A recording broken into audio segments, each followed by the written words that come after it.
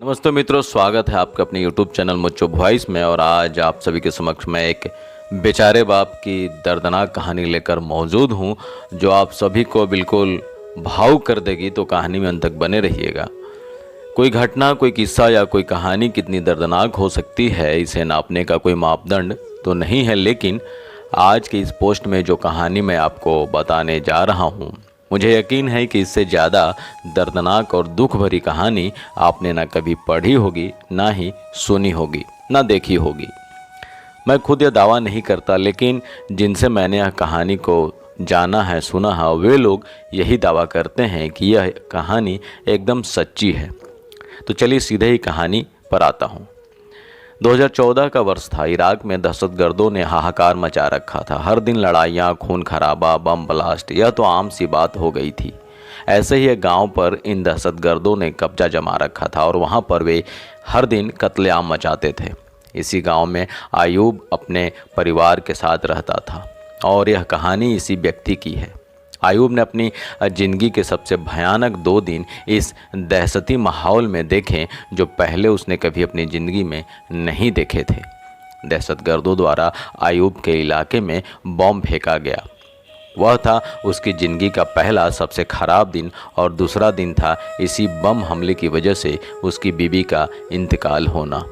दहशतगर्दों ने गांव पर कब्जा जमा रखा था, इसलिए ना चाहते हुए भी अपने 2 जुड़वा बेटों के साथ 2 सालों तक आयूब को इसी गांव में रहना पड़ा। लेकिन अब दहशतगर्द और इराकी आर्मी वालों के बीच हर दिन की लड़ाइयों की वजह से वहां रहना और भी ज़्यादा खतरनाक हो गया था। आयूब किसी तरह उस गांव से निकलकर अपना और अपने बच्चों का जीवन सुरक्षित बनाना चाहता था, लेकिन यह इतना आसान नहीं था, क्योंकि दहशतगर्दों को हुक्म मिला था कि जो भी इस गांव से भागते हुए पकड़ा जाए, उसे वहीं मार दिया जाए।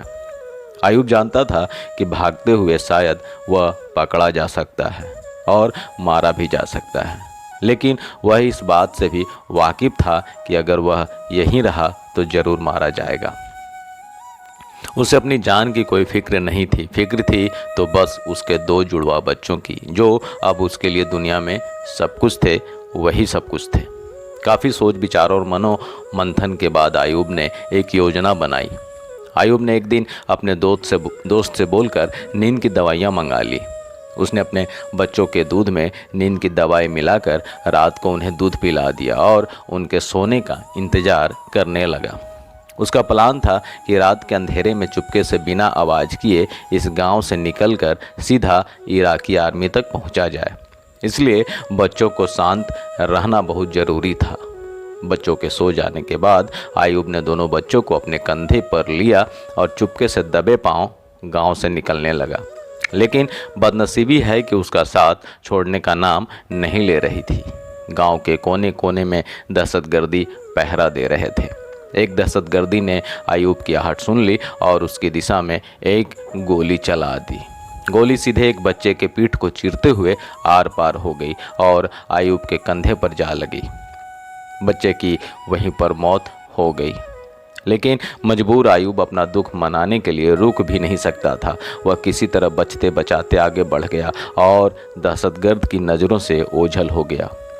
उसके धर्म के नियमों के अनुसार किसी भी व्यक्ति की मृत्यु हो जाती है तो उसे एक निश्चित समय के अंदर ही ज़मीन में दफनाना जरूरी होता है। अपने असहनीय दुख और रोती हुई आंखों के साथ आयूब ने अंधेरे में ही ज़मीन में गड्ढा खोदना चालू किया। ज़मीन रेतीली थी, इसलिए वह बड़ी आसानी से गड्ढा खोद पाया। अपने बच्चे को दफन किया और दूसरे बच्चों को लेकर फिर आगे बढ़ गया। थकान से बेहाल और दुख से बेजान आयूब आखिरकार ईरानी आर्मी तक पहुंच गया। जो घटना उसके साथ हुई थी, उसने उसकी आज़ाद होने की खुशी ख़त्म कर दी थी।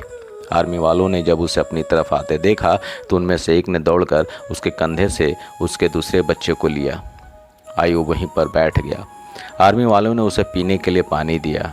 आयूब पानी पीने लगा, तब आर्मी वालों की बातें उसके कानों पर पड़ी, जिसे सुनकर उसके पैरों तले से ज़मीन खिसक गई। आर्मी वाले आपस में बातें कर रहे थे कि जरूर इस बच्चे के पीठ पर लगे घाव की वजह से इसकी मौत हुई होगी। हो सकता है किसी दहशतगर्द ने पीछे से गोली चलाई हो। उनकी बातें सुनकर अय्यूब को रियलाइज़ हुआ, एहसास हुआ कि उसने कितनी बड़ी गलती कर दी थी।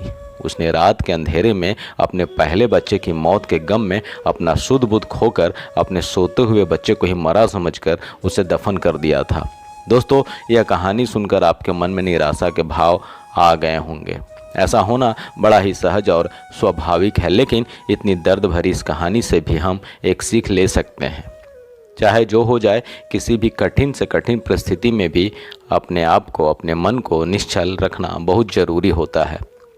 दोस्तों, ऐसी निराशाजनक कहानियाँ बताकर मेरा किसी को दुखी करने का इरादा बिल्कुल नहीं है, लेकिन ऐसी कहानियाँ ही हमें सिखाती है कि कैसे इस कठिन जीवन को हर परिस्थिति में जिया जाना चाहिए। तो दोस्तों, इस मार्मिक कहानी को यहीं ख़त्म करते हैं और कहानी में अंत तक बने रहने के लिए आप सभी का बहुत बहुत धन्यवाद। मिलते हैं कोई अगली कहानी में एक नई वीडियो के साथ। तब तक के लिए फिर से पुनः आपका बहुत बहुत धन्यवाद आप सभी का।